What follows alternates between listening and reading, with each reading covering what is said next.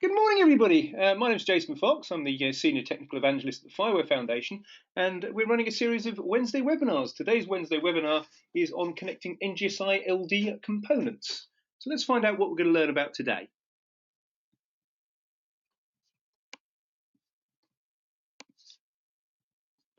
The existing implementation of NGSI v2, is available and used in a wide variety of existing smart solutions. And there are differences between the NGSI v2 interface and the NGSI-LD interface. So majority of this presentation is going to be explaining the differences, explaining why the differences need to exist, and pointing out what you will need to do to make sure that you can connect to your context broker. It's going to be compare and contrast all the way through. But the important thing with NGSI-LD is NGSI-LD is based entirely around the concept of linked data. There have been previous webinars on introduction to NGSI-LD. I very much suggest that you familiarise yourself with JSON-LD, because I'm not covering that at the moment. But fundamental to NGSI-LD is a well-defined data model and how to place it into your NGSI-LD context. So that will also be covered. There are three interfaces in every single FIWARE solution. You will either be a context provider, in which case you will be following the CRUD elements, or you will be going through subscription, a subscription or a registration. Subscription being asynchronous processing. Registration, there are two types of registration, and again we'll deal with those later on. And the point with the registration is that it's not necessarily the case that it will work on every single system. And we'll finally round this off with a short demo.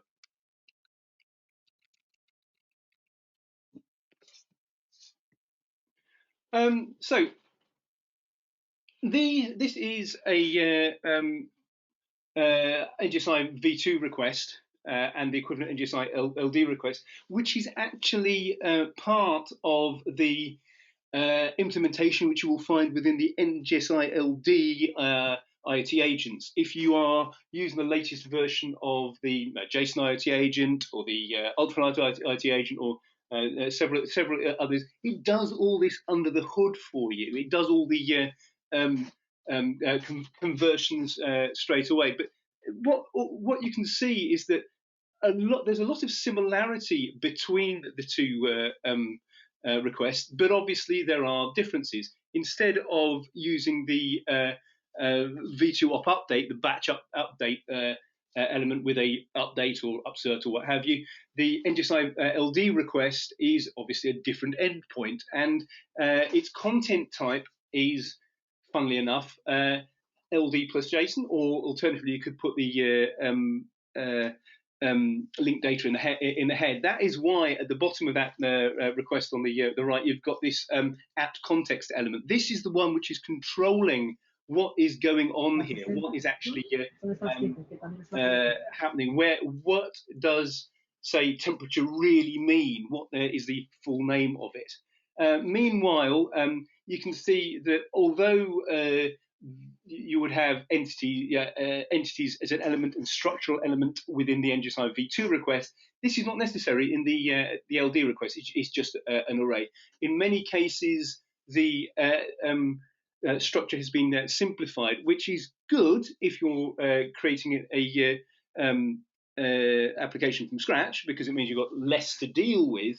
However, if you're looking at a conversion issue, so you are already dealing with a v2 system you want to convert to LD, it means you've got to be careful that the structure has changed. So entities and indeed metadata, for example, are no longer part of the request.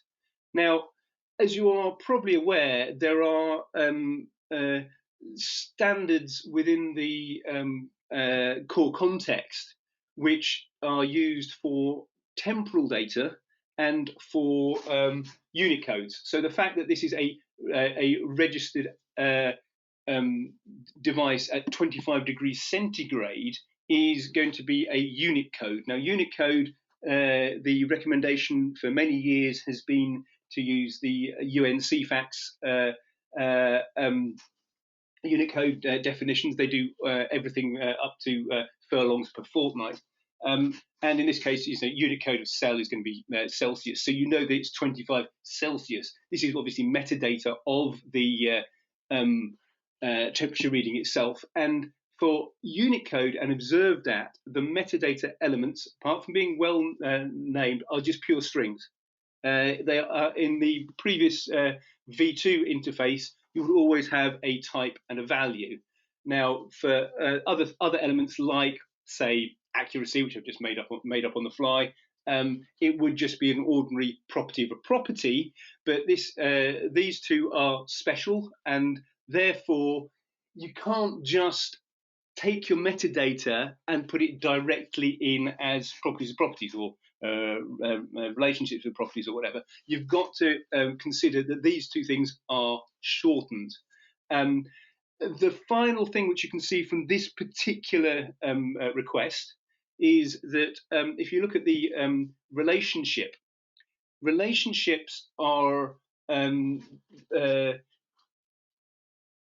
now use object rather than value as part of their definition.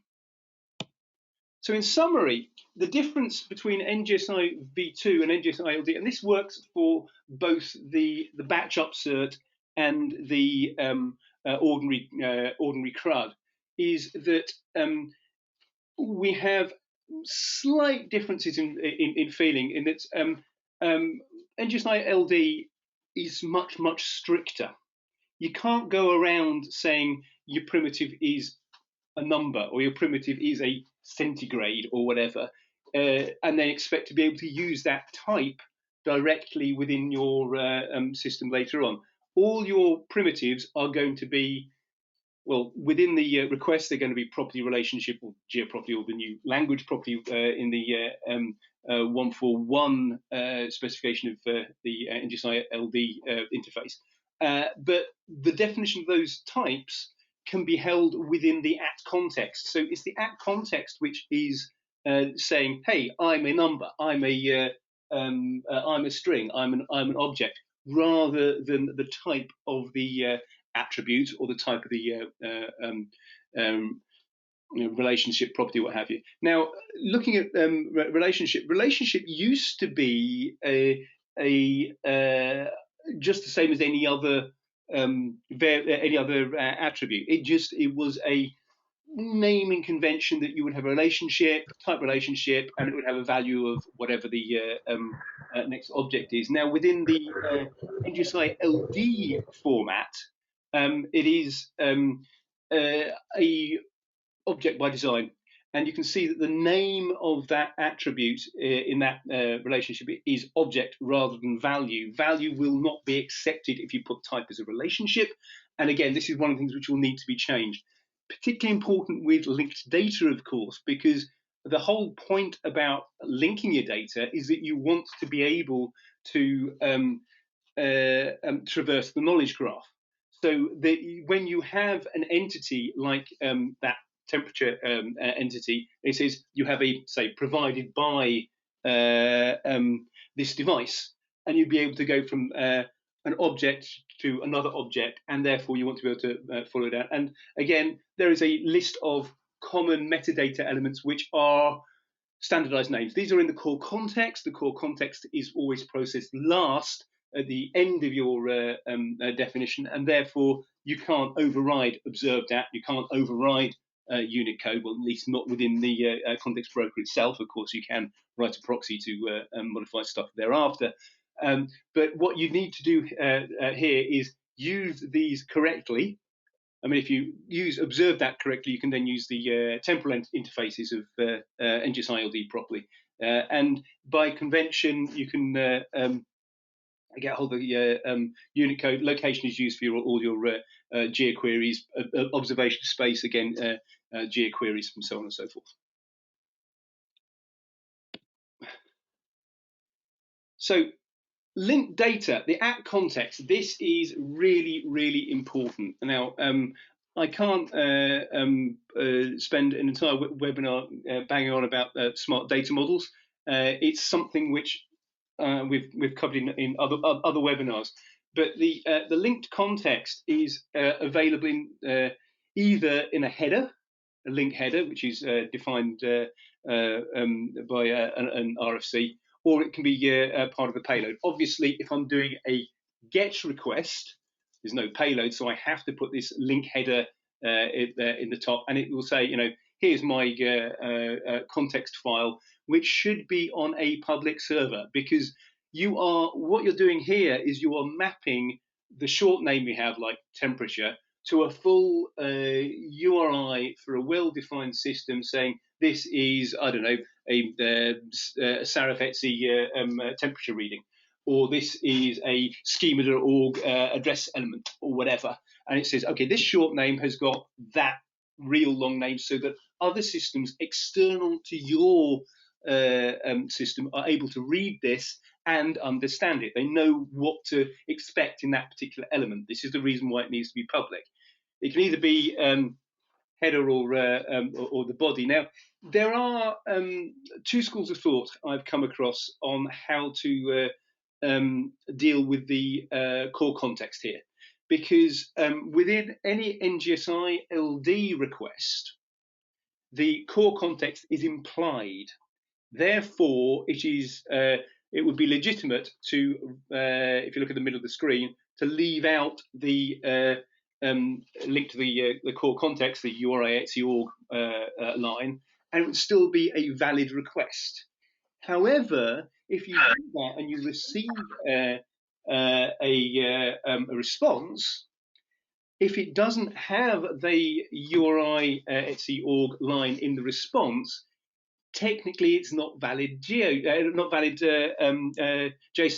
because the core context is the part of the at context files which defines the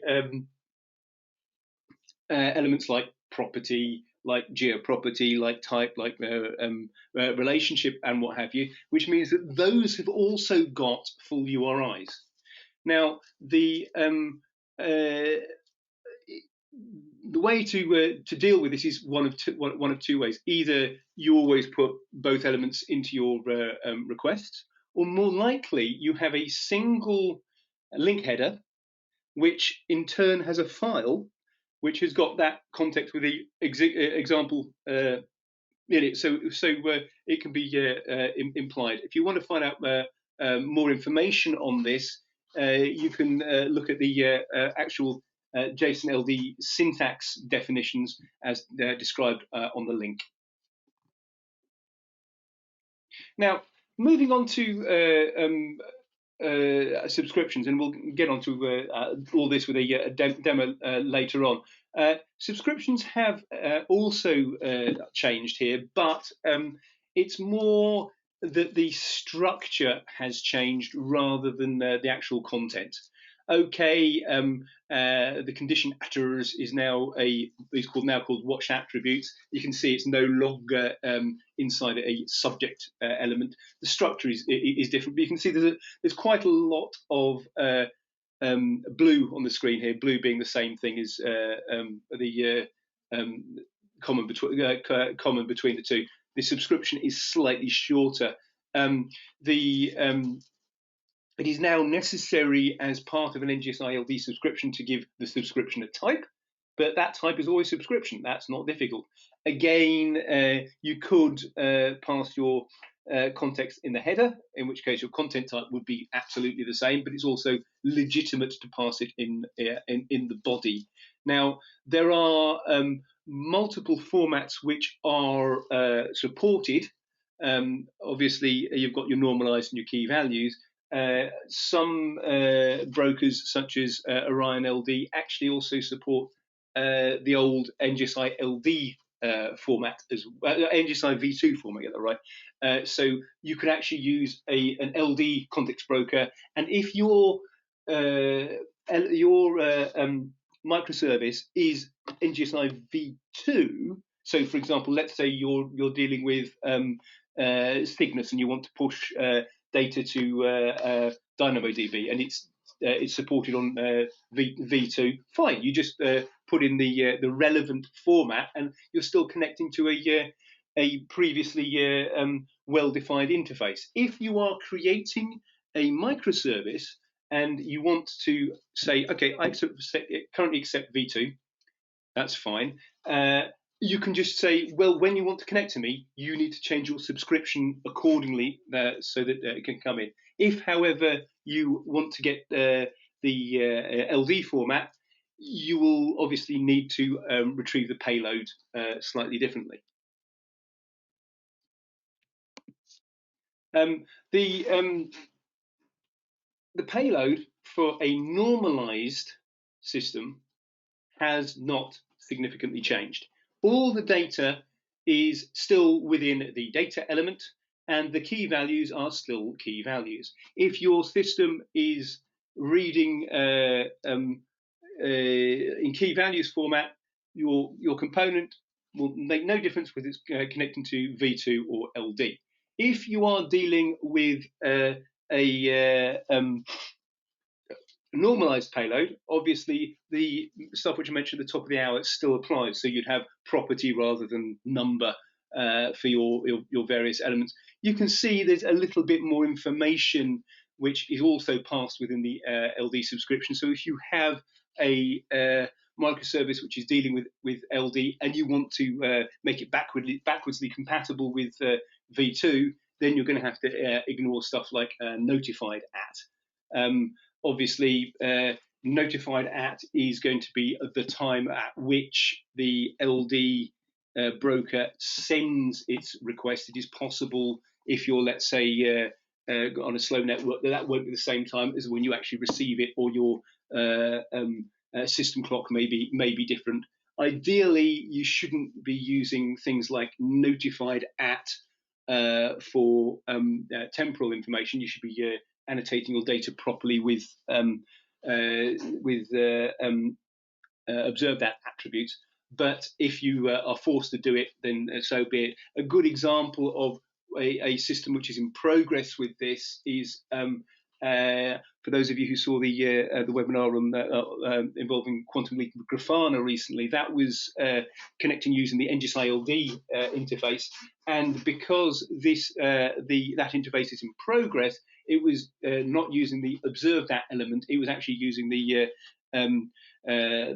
received time to put its data in. Not a massive difference because the dummy data was flowing quickly, but you could imagine a situation where I have a LoRaWAN network which is only pushing data once in a while, and it could be important to know that this was 20 minutes ago rather than this was when it was received 1 second ago. So that's another little caveat we've got here.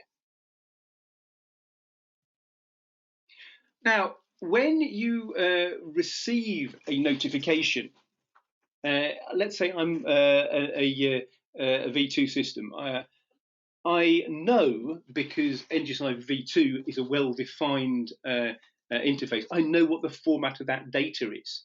I know that there will be a body element. I know that body element will have things like properties and attributes within it. Okay, so all I need to do is to and this is a little bit of JavaScript here, is iterate through in this case, the data element, because that is where the subscription is going to be, and then finally return back to the V2 broker, hey, I'm happy. Obviously, I could make it more complicated and send alternate status codes, but 204 is going to be the standard to send for a subscription, because that is what you will need to say, yes, subscription received, no response sent. You can see here what I'm actually doing is I will receive my data, I will do a little bit of modification, and then I will upsert. Now, this is how I can do a conversion between V2 and LD, in that all I need to do is to convert my data, and we'll look at that function later on. Then I don't need the at context of the body because I want it. I'm putting it in the header. I can then just do upsert post, and this is just going to be a standard header, standard JSON in an array. We're going to do an upsert or an upsert with overwrite, depending on what you're doing, and just send the request. This is a very easy way to convert data from V2 to LD. The actual magic for what it is in the function, which is not on screen. I'll show that in the demo later on. Registrations. Let's finish off the set of information. Once again, it's structural changes. It's yes, I do need to have. I've put the link header in the at context in the link header this time rather than elsewhere. It's structural changes. Okay, I need to send a link header. I need to send a type, but the information which I can send and how I actually send it is still within an array called entities. Okay. The tendency for NGSI-LD attribute names is to actually use proper words in English like properties rather than attributes because it's easier to understand, and yeah, it's endpoint rather than URL. Registration has got a couple of other caveats there as well.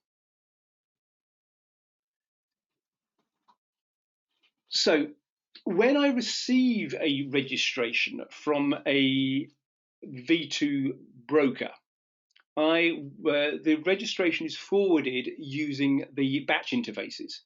Now, this means that I will need to be listening on op query endpoint, and I expect the structure will be in the format as shown on the screen. This is not followed in the LD registration. LD registration just mirrors CRUD. So if I want to update, say, an attribute, I say NGSI-LD entities, entity ID, attrs, and I then put that to my context broker. And that context broker pushes that to whichever receiving either context broker or registered interface has got it. There's a holistic overview of what the context of the element actually is, and therefore it doesn't matter whether it's within my context broker, whether it's in an IoT agent, whether it's in a federated broker or whatever. It's just a request, and when my receiving element receives this, it's just as if it was receiving the request directly.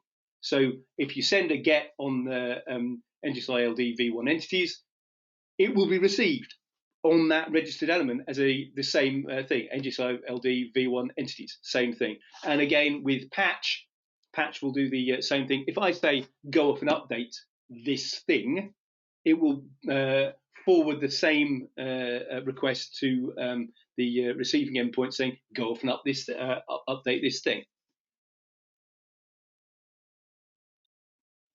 There is a difference though, and this is something which still isn't totally clarified within the specification. Eventually both of these will be clarified probably by a flag, but it's worthwhile looking at it. If you are using, say, Scorpio, which is a good choice for massive federated systems, you can have tell me about building one, and there could be an array of other registered context brokers which could have a different viewpoint on building one. There could be one which does, I don't know, the rental history. There could be another one which has got the temperature of the system. There could be another system which could do another element, and so on and so forth. For a massive integrated system, you want to say, okay, context brokers, plural, give me the overview of what's going on building one, and it doesn't matter where it's coming from. So the idea behind Scorpio is that if I send a CSource registration to say I am providing data for this entity, I am implicitly saying I wish to federate into your system, because I'm a context broker. I can do everything I want to. All data which is pushed to me is using standard CRUD interfaces, and then I can help push the information around the system for you. It's a bit different if you are using something like Orion-LD and an IoT agent. If you are actuating a device, you would have a actuation request with a payload, and that will associate with an IoT agent. The IoT agent is linked to a single broker. So if I want to, say, open a door, I can just, as is usual in FIWARE, I don't care what the low-level IoT interfaces are. That's the IoT agent's job. I say, here is the state of my system. Patch it, change it to door open, and the device will magically open. Now, this requires that only one broker is talking to the IT agent for actuation, and it also, in this case, the IT agent itself is not going to federate. Now, there are certain updates which will be needed to be made. It is possible to modify, or it will be possible to modify the IT agents, just use subscriptions to do the same job, in which case you'll have no problem. But at the moment, both of these proposals are part of the registration within the NGSI-LD spec passing through ETSI, and whichever one wins, or if both are applied, then obviously relevant systems like IT agents will need to fall in line to follow what's going on.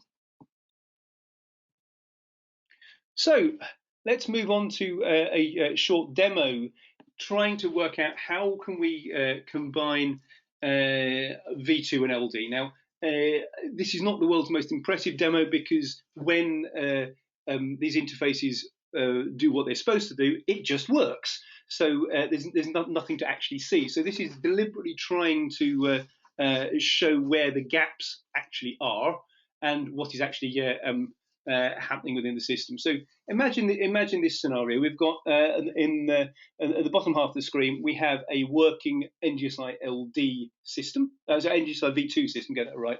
I've got IT agents. I've got access to my V2 broker. It's just sending stuff using whatever data model I was dealt with beforehand. But this is a third-party system. I can't change it. I want to just get hold of information for my LD system from my associate's V2 system. I can't refactor it. I've got to deal with their data as it is, and I need to be able to sync data. So let's say in this particular scenario, we've got the smart supermarket. I've got an LD version of the smart supermarket.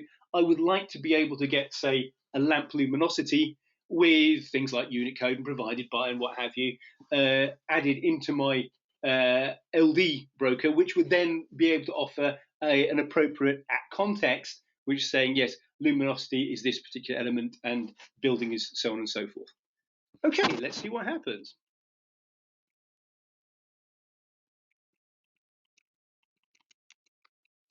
Oops. Just a minute.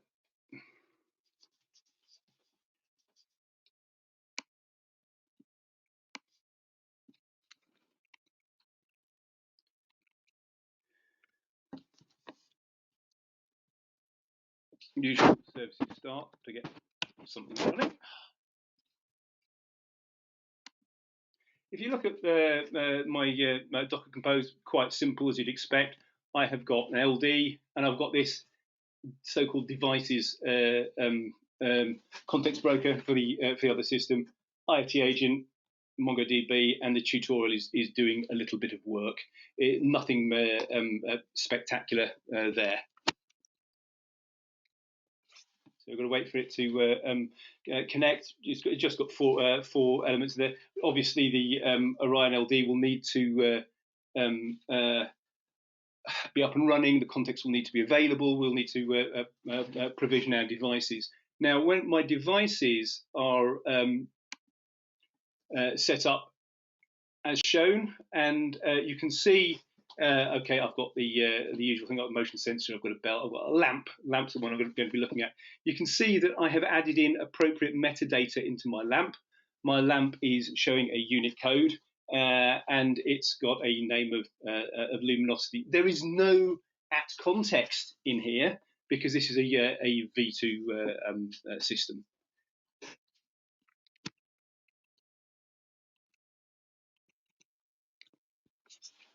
Now, the first thing to do is I want to copy all of my data from my provision devices into my LD context broker. Obviously, I'm using a separate tenant, so it'll keep the stuff divided. And I can just write a very simple subscription, just saying subscription initialized, but I want to put an expires date in the past. This will make it fire once, and it's saying ID pattern all, and it'll push the data in. So I can send that. And at this point, what's happened is if we read from the lamp in the Orion LD system, it has actually already pushed my data in, and this actually has got an at context. So what I've done is I've used this little proxy, which I'll show you, which I've got the code up here. I've got a little proxy just to do that upsert. And you can see right at the top of the file, I've got a hard-coded, this is the context data, the at context file I want to use. So I can pass that information in. What happens is I start from the bottom again, is I'm duplicating my devices. I go through the upsert entity as LD.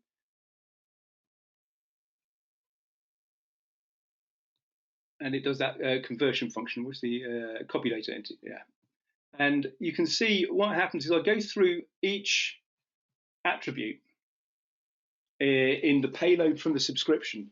And if it's got any of these names, which are obviously V2 type names coming in, like integer or number or float or boolean or whatever, I then pass the information as that's just a property. Obviously, relationship is different, and relationship, instead of having the value, it's now coming out through as object. And we don't need value at all because that whatsoever. Property is done in a standard fashion. And if you have an object type, like, I don't know, address or something like that with multiple elements, you can use JSON LD syntax with an at type and an at value in your object to be able to come through. Another caveat, nulls. You cannot pass nulls into an NGSI LD upsert because that actually is code for delete. So again, you need to have an object type which has got, in this case, type intangible value null. And then finally, metadata is the other thing which needs to be considered. Within the NGSI v2 IT agents, there's this time instant element, which in LD is called observe that. So there's a little, by the way, if I receive a time instant, just make it observe that. And similarly, I can deal with observe that or unit code if it happens to come into the context directly. Okay, let's do something with the actual system. Let's see what happens when I deal with the actual system. Okay, so I'm going to look at my device monitor. I can just turn my lamp on, and you can see it's sending data. I'll actually unlock the door to make sure it's still changing. So this is V2 system is now up and running. It's sending data. If I now look back at my Postman collection, I won't be receiving anything at the moment to say, hey, I want to go off and data. If I did another request, it would give me the same thing as beforehand. So I need to set up another subscription to a separate second endpoint, look at the body, to be able to say, oh, by the way, if I've got a lamp and the luminosity changes, send me a well-known payload to another endpoint. This is just going through Luminosity, and it's sending me Luminosity controlled asset and supported units. Fine.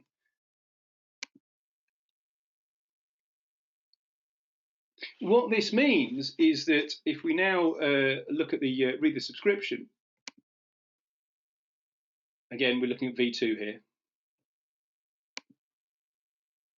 We should find that my one-off has expired. It was only run once. However, this one is now active and it's running several times and it's pushing data to that other endpoint. Now, what I'm doing in the code for that is I am going through. Where we go? Here we go. I'm shadowing my devices. I'm doing going through again the body. I know I want to do something, and I want to upsert my data to make sure that it's updating my devices. But I also want to upsert a link, which is on this controlled asset. So at this point, if I go back to my store, which is NGSI V1, NGSI-LD, sorry, you can see that I've now got a luminosity reading coming through into my my building, because what's happened is I have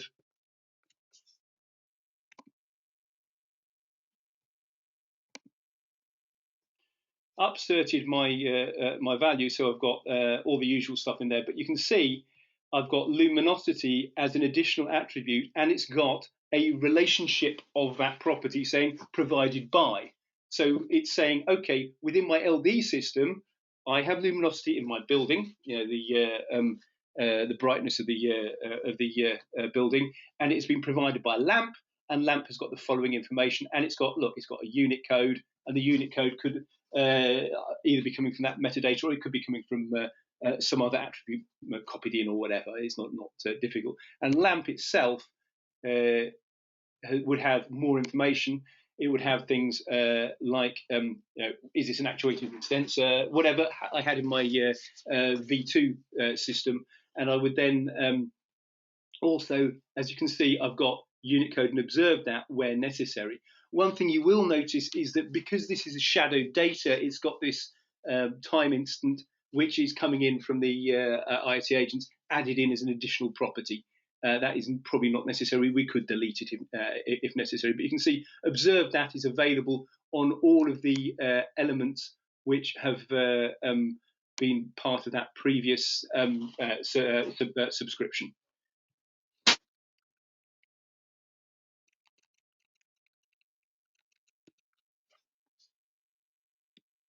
And that is, in summary, how to link to your LD systems from V2 LD, and what the differences are. LD is merely an evolution of V2. It's not that, I mean, changes have occurred. Fine, I'm not going to say it's not different, but changes have occurred. But the differences are limited. It's mainly structural.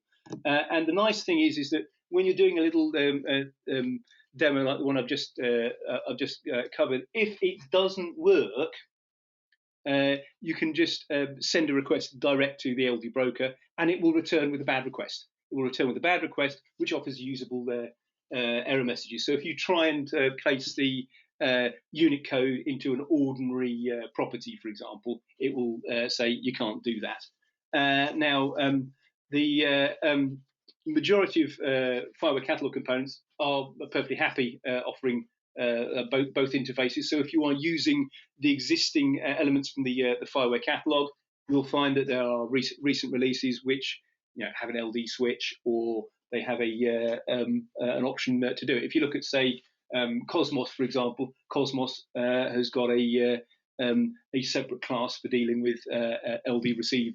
And if you look at, say, Cygnus has got a separate Docker instance called Cygnus LD, so on and so forth. It is, however, important to stress that you need to make sure that the context you are putting into your LD context broker is correct. If you can't just directly dump V2 data into your system without thinking, okay, so what is this attribute? What is this attribute's real name? And actually supply that real name in a context in a public server. The preferred way of doing things would be to use either CRUD, context provider, or subscriptions for interfaces. Registration is a little trickier because of this federation, non-federation difference between brokers. So where possible, I would suggest use the CRUD or subscription interfaces. You might need to do make a small proxy as I did beforehand, but if you happen to be using, say, Orion LD, you can just set the format using a custom X NGSI v2 normalized to get hold of v2 systems. All of the code which you've seen here today can be found on GitHub. The code is actually in part of the content provided within the tutorial step by step. However, the tutorial itself is still in a fairly rough state. You can find out more information on both NGSI v2 and NGSI-LD using the tutorials from the links below: Smart Farm and Smart Supermarket. And that, in summary, is how to deal with the NGSI-LD interfaces and using the NGSI v2 to LD proxy. So thank you very much for listening, and I hope you enjoy the rest of your day.